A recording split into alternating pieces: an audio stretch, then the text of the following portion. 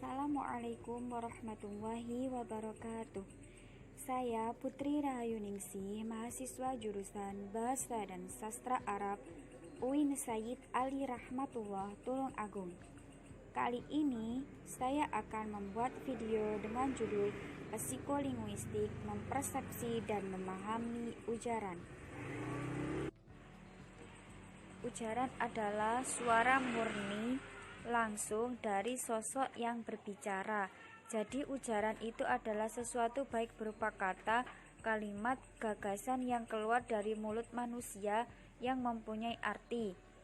Dengan adanya ujaran ini, maka akan muncullah makna sintaksis, semantik, dan pragmatik. Persepsi adalah sebuah proses saat individu mengatur dan menginterpretasikan kesan-kesan sensoris mereka guna memberikan arti bagi lingkungan mereka. Persepsi terhadap ujaran bukanlah suatu hal yang mudah dilakukan oleh manusia, karena ujaran merupakan suatu aktivitas verbal yang meluncur tanpa ada batasan waktu yang jelas antara suku kata dengan kata yang. Ketika seseorang berbicara atau bernyanyi, indera pendengaran kita mampu membedakan ciri bunyi yang satu dengan lainnya.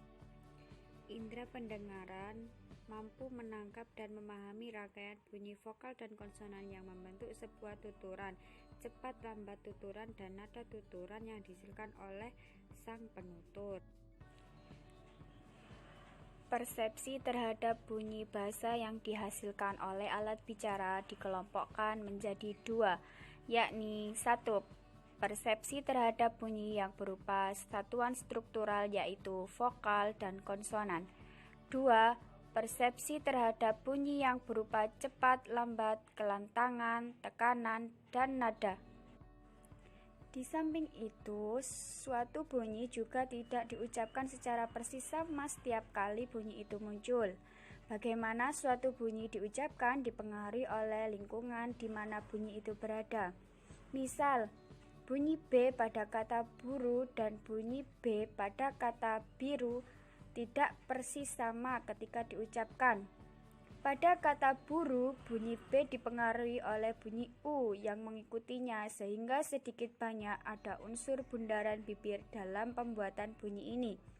Sebaliknya, bunyi yang sama ini akan diucapkan dengan bibir yang melebar pada kata biru, karena bunyi I merupakan bunyi vokal dengan bibir melebar.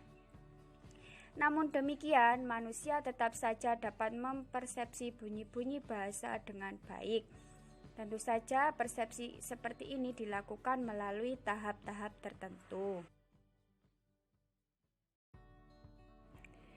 Teori-teori persepsi ujaran. 1. Teori motor. Teori motor. Teori ini dikembangkan oleh Lieberman dan kawan-kawan pada tahun 1967. Prinsip dasar dari model teori ini adalah terletak pada produksi suara disalurkan vokal pembicara.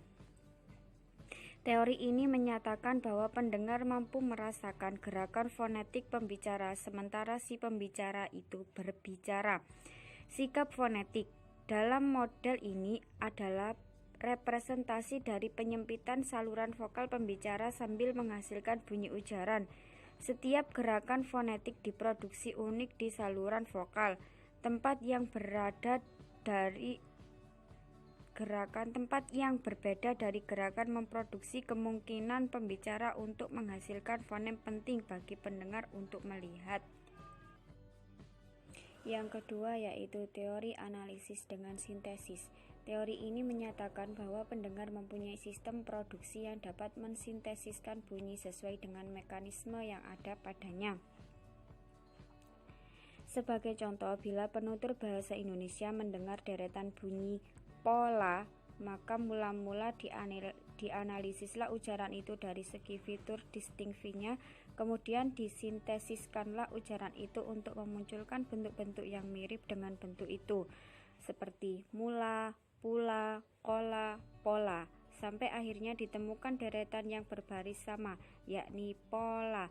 Baru pada saat inilah deretan tadi dipersepsikan dengan benar. tahapan manusia dalam mempersepsi ujaran. Yang pertama yaitu tahapan auditori, yang kedua tahapan fonetik, dan yang ketiga tahapan fonologis.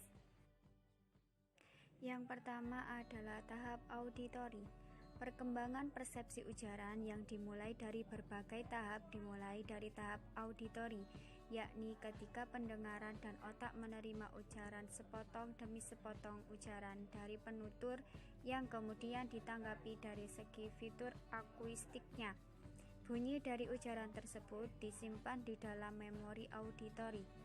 Bunyi yang telah disimpan segera ditelaah mengenai nadanya, apakah baik menurutnya atau tidak, tekanannya apakah seperti ungkapan yang menekan atau tidak, dan sebagainya, sehingga dari tahap ini secara psikologis akan diambil kesimpulan dasar yang sementara mengenai ujaran tersebut dan mengambil persepsi secara garis besar.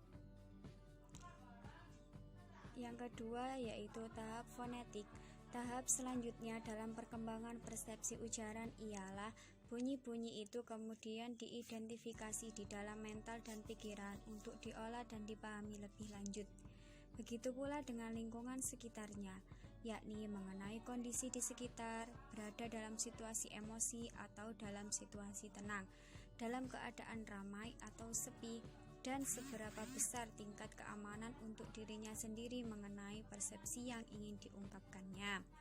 Semua kondisi lingkungan sekitarnya tersebut yang akan memberikan petunjuk bagaimana cara ia memberi respon atau bagaimana ia membuat persepsi. Persepsi yang sudah mulai matang tersebut difikirkan secara terus-menerus untuk membuat olahan kata sebagai kalimat untuk memberi respon terhadap ujaran awal yang diungkapkan kepadanya. Tahap fonologis. Pada tahap ini mental seorang manusia telah menetapkan aturan pada deretan bunyi yang terdengar untuk menentukan apakah bunyi-bunyi tadi sudah mengikuti aturan yang ada pada bahasa individu tersebut. Jika menurutnya sudah mengikuti aturan dan sesuai dengan apa yang ia inginkan, maka ia akan sependapat dengan ujaran tersebut dan tidak akan memberikan perlawanan atau sanggahan dalam bentuk apapun. Namun, jika menurutnya bunyi yang ia dengar dan telah diolah dalam dua tahap sebelumnya memiliki arti sebuah ujaran yang tidak benar atau menurutnya kurang tepat, maka ia akan memberi persepsi berupa sanggahan atau ujaran yang lain yang sesuai dengan apa yang difikirkan, sehingga persepsi yang timbul tergantung dari apa yang disampaikan penutur dan apa yang ada dalam hati pendengar. Cukup sekian pemaparan dari saya. Apabila ada kekurangan dari materi saya, bisa teman-teman menambahi, dan apabila ada yang belum paham bisa ditanyakan.